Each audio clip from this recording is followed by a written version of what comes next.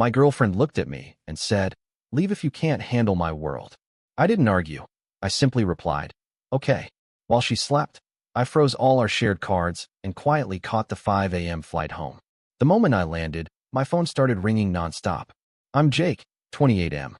My girlfriend, well, I guess ex now, is Alina, 27F. We'd been together for almost 2 years, living together for one, and had just landed in her hometown for a long weekend. She called it a work social crossover. I called it exhausting. Fancy dinners, people who spoke entirely in job titles, constant comments about who mattered and who didn't. From the moment we arrived, she was different, colder, sharper. Every sentence felt like a test I didn't know I was taking. Don't say that here. Just smile. You don't need to explain yourself. God, you're being embarrassing. At dinner the second night, I finally pushed back. Nothing dramatic. I just said, "You don't have to talk to me like that." She laughed. Not nervous. Not awkward. Just amused. "This is my world," she said, swirling her drink. "If you can't handle it, you should leave." The table went quiet. A couple of her friends smirked like they were watching a show. I looked at her, waiting for the follow-up. The just kidding. The softening. It didn't come. So I said, "Okay." She rolled her eyes. "Don't be dramatic. You know what I mean." But I didn't say anything else. I just paid the check, went back to the hotel, and let her storm ahead of me, already typing on her phone, probably complaining about how I'd ruined her night. She fell asleep fast, like nothing had happened. I stayed awake. Around 3 a.m., I opened my banking app and froze every shared card we had. Rent card, travel card, emergency card she always joked about forgetting to pay back. At 4:15, I packed quietly. At 5 a.m., I ordered a ride. At 5:42, I was on a flight home. She was still sleeping when the plane took off. The moment I landed, my phone lit up like it was on fire. I didn't answer the first 10 calls. Or the next 20. I sat at the gate with my backpack between my feet, phone buzzing nonstop in my hand like it was angry at me. Missed calls. Voicemails stacking up. Texts starting polite, then confused, then sharp. "Where are you? This isn't funny. Jake, pick up. You're seriously being immature right now." I waited until I was in the air before I read the longer ones. The tone shifted fast. At first, it was irritation. How dare I make her late for brunch plans? How embarrassing it was that I'd stormed off. Then it turned logistical. "My card isn't working. Did you move money? The hotel says the incidentals card was declined." That's when I knew she was awake. I pictured it perfectly.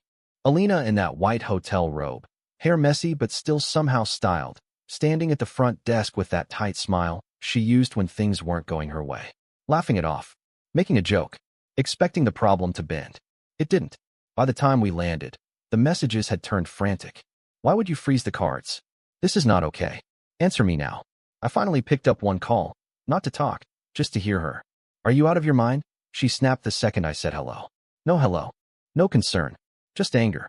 The card is frozen, Jake. Fix it." "I'm home," I said. There was a pause.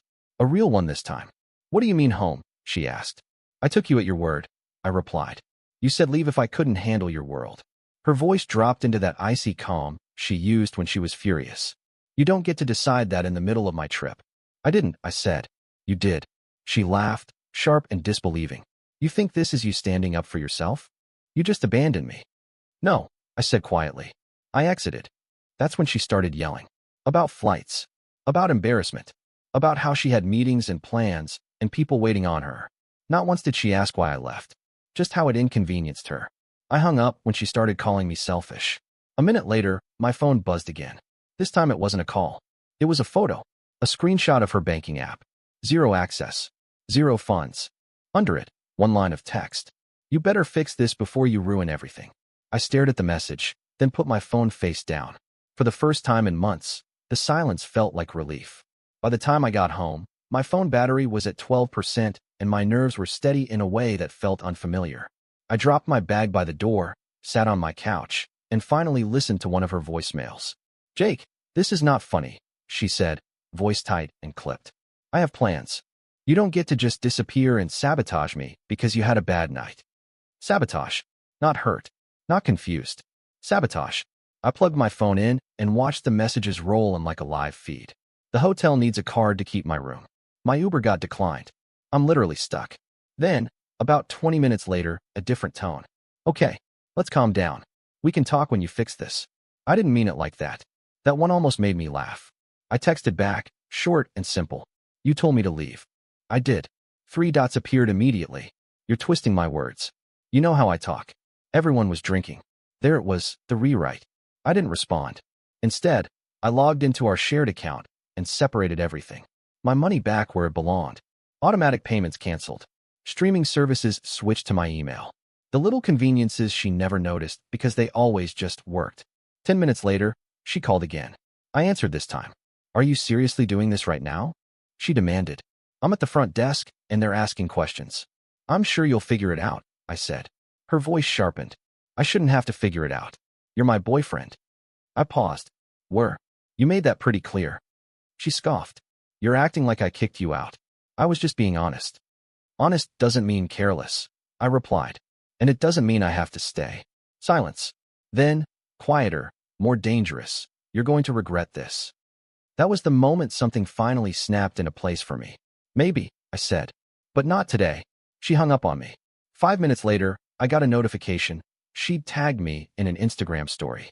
Some vague quote about men who can't keep up and knowing your worth. I stared at it for a second, then muted her. She thought this was about control. She hadn't realized yet that I'd already let go. I thought muting her would slow things down. It didn't. By noon, her friends started reaching out. Not asking what happened, telling me what I'd done. Apparently, I was emotionally unstable, insecure, and pulling a power move because I couldn't keep up. Funny how quickly the story gets written when one person controls the narrative. One message stuck out. She's stranded. This is cruel. You always knew how important this trip was to her. Always knew. That phrase again. As if knowing meant agreeing to be treated like an accessory. Alina called again around 1 p.m. I almost didn't answer, but curiosity got the better of me. Her voice was different this time. Controlled. Careful. Okay, she said. Let's reset. You made your point. I wasn't making a point, I replied. I was listening. She exhaled sharply. You're being dramatic. You know I didn't mean leave literally. That's the problem, I said. You say things you don't mean and expect people to just absorb it. She paused, then switched tactics. I'm embarrassed, Jake. People are asking why you're not here. I waited. Well, she snapped. Aren't you going to apologize? No. Her breath hitched. So what, you're just done? I looked around my apartment. Quiet, familiar, suddenly peaceful. I think I've been done longer than I realized. That set her off.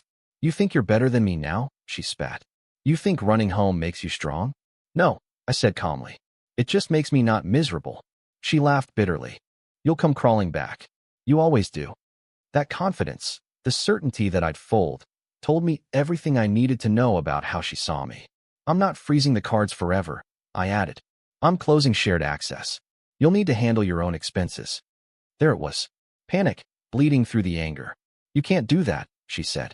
I didn't plan for this. I know, I replied. I always did. She went quiet. Not angry. Not sarcastic. Afraid. I need you right now, she said softly. For the first time, I didn't feel pulled by it. I needed you to not treat me like an inconvenience, I said. We're even. She hung up without another word. 5 minutes later, the call started again. I didn't answer.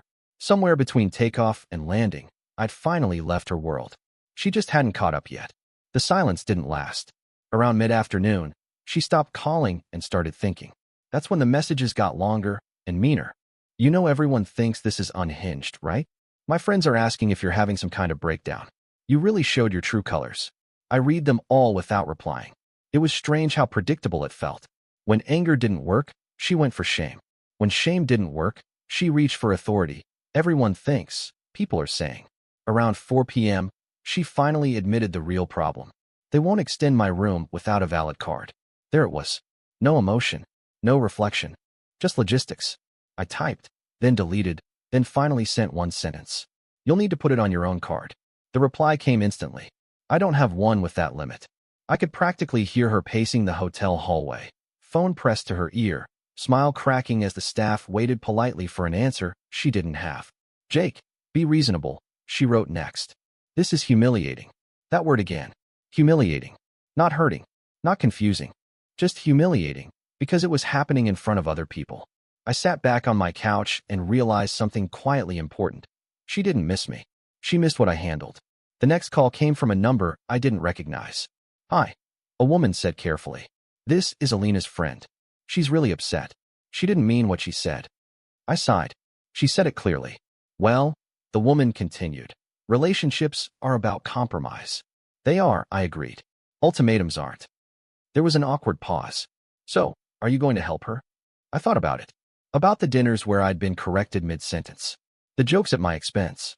The way she'd say my world like I was just visiting. No, I said. I already did. I left. I hung up before she could respond.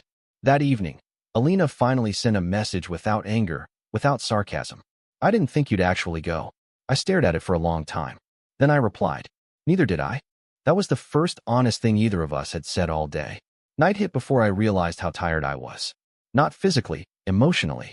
The kind of exhaustion that comes from being on for someone for too long. I made dinner, something simple, and for the first time in weeks I ate without checking my phone every 2 minutes. She didn't stop. Calls, texts, voice notes, long paragraphs followed by single words like please and answer me. Around 10 p.m., she switched again, this time to anger mixed with panic. Do you have any idea how this makes you look? People are talking. You could have just talked to me like an adult. That one annoyed me more than it should have. I finally replied. I did. You laughed. There was a long pause. Longer than usual. Then, I was drunk. I was stressed. You know how much pressure I'm under. I set my phone down and stared at the ceiling. Pressure. Always pressure.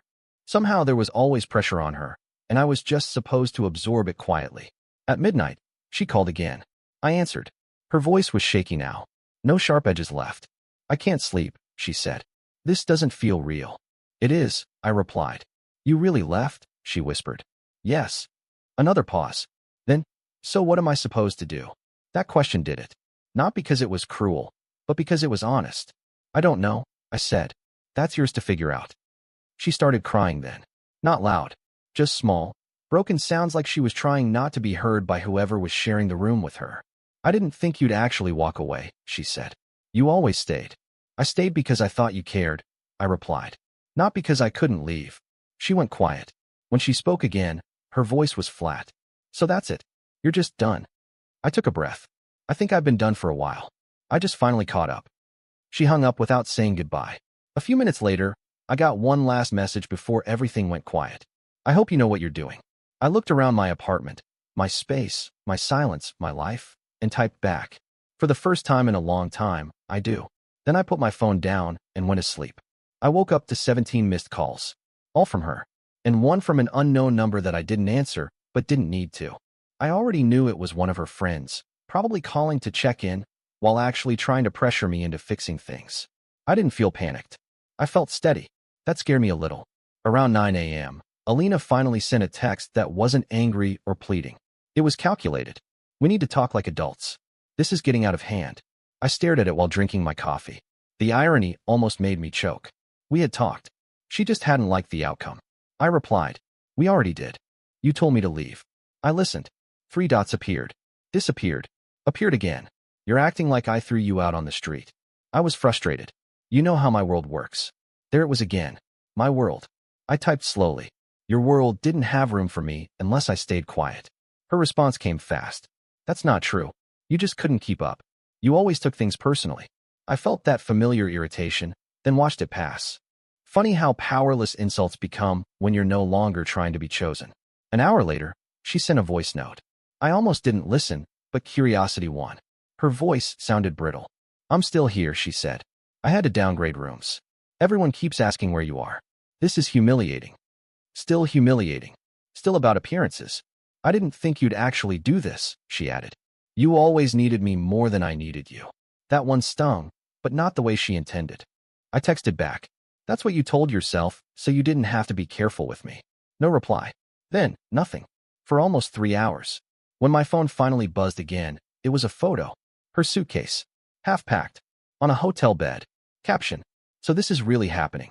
I looked at it, felt a strange mix of sadness and relief, and typed one last thing. Yes, it is.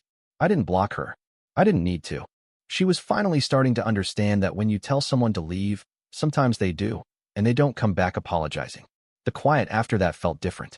Not peaceful yet, just empty. Like the static had finally cut out and my ears were still adjusting. She didn't message again that afternoon. No calls. No passive-aggressive quotes. Nothing. That worried me more than the chaos had. Silence was never her move. Silence meant she was regrouping. Around 7 p.m., I finally heard from her. I talked to my mom. Of course she did. She says you're being dramatic and punishing me instead of communicating. I stared at the screen, feeling that familiar pull to explain myself, to justify, to smooth things over. I let it pass. Then another message. But she also asked why I told you to leave if I didn't mean it. That one made me sit up. I didn't have an answer, she added. I imagined her pacing that hotel room, replaying the dinner, the words, the tone she'd used because she was used to getting away with it. Used to me swallowing things so she didn't have to. She called a few minutes later. I answered. I didn't think it would go this far, she said quietly. It didn't, I replied. It just went where you pointed it. She sighed. I was angry. You embarrassed me. I almost laughed. By existing? You know what I mean, she snapped, then caught herself. I mean, you don't always fit. There it was. The truth she'd been circling for months. I never asked to fit into your world, I said. I asked to be respected in it. She was quiet for a long time. So what now? She asked finally. I thought about it. About how calm I felt. About how I hadn't once wished I were back there, fixing things. Now you finish your trip, I said. And I stay home. That's it, she asked. Yes. Her voice dropped to a whisper. You're really not coming back. No, I said. I already did what you told me to. She didn't argue this time. She just said, okay. And for the first time, it sounded like she actually understood what that word meant. The next morning felt unreal. No alarms going off early, so I could match her schedule. No checking my phone first thing to see if I'd already messed something up overnight. Just quiet. Sunlight through my blinds. Coffee that I drank slowly instead of between apologies. She didn't contact me until almost noon. When she did, it wasn't a call. It was a long message. The kind that's clearly been typed, deleted, rewritten, then sent anyway. I'm coming home tomorrow, she wrote. We need to figure out logistics. I don't know what you're expecting, but I can't just pretend this never happened. That last line almost impressed me. Almost. I replied a few minutes later. You'll need to make other arrangements. I'm not pretending either. Her response came fast. So I'm just not welcome in my own apartment now. I read that twice. My apartment, she'd said for months. Funny how it was suddenly ours again. The lease is in my name, I typed. You know that. She didn't answer right away. When she did, it was a voice note. You're really doing this, she said, disbelief creeping back in. After everything we've been through, you're just erasing me. I'm not erasing you, I said when I called her back. I'm separating from you. That's the same thing, she snapped. It's not, I replied. Erasing is pretending nothing happened. I remember everything. She went quiet, then softer. I didn't think you'd actually choose yourself. Neither did I. I didn't plan to, I said. I just got tired of choosing you when you never chose me. She sighed, long and shaky. So what, you're done. I looked around my apartment again, my place, my rules, my peace, and felt something settle. Yes, I said. I am. She didn't argue this time. She just said, okay, I'll pack my things when I get back. After we hung up, I sat there for a while, letting it sink in. I hadn't left angry. I hadn't left to teach her a lesson. I left because she told me to, and for the first time, I believed her. She came back 2 days later. Not to talk, not to fix anything, just to collect what was hers. I wasn't home when she arrived. That was intentional. I'd left a note on the counter with a time window and instructions. Boxes by the door. Closet cleared on my side. No confrontation, no audience. She texted once while she was there. This feels unreal. I read it an hour later and didn't reply. When I got back that evening, the apartment felt different. Lighter. Her things were gone. Shoes, makeup, the framed photos from trips she'd always said were for the aesthetic. Even the couch pillows she'd insisted on buying were missing. Good. The last thing she left behind was a key on the counter. That night, she sent one final message. I didn't think telling you to leave would actually make you go. I thought you'd fight. I stared at the screen for a long time before typing. I fought by staying for a year longer than I should have. 3 dots appeared. Disappeared. Appeared again. Then nothing. No more calls. No more stories. No more friends reaching out on her behalf. The noise finally stopped. A week later, someone asked me if I regretted it. If I wished I'd handled it more gently. Here's the truth. I didn't leave to hurt her. I left because the moment someone tells you to leave, they're telling you exactly how much space you have in their life. She thought her world was something I was lucky to be allowed into. Turns out, I was the one holding the door open the whole time. When I finally stepped out, it didn't collapse. It just kept going, without her voice in my head telling me I didn't belong. And for the first time since I met her, I didn't feel like I was visiting someone else's life. I was back in my own.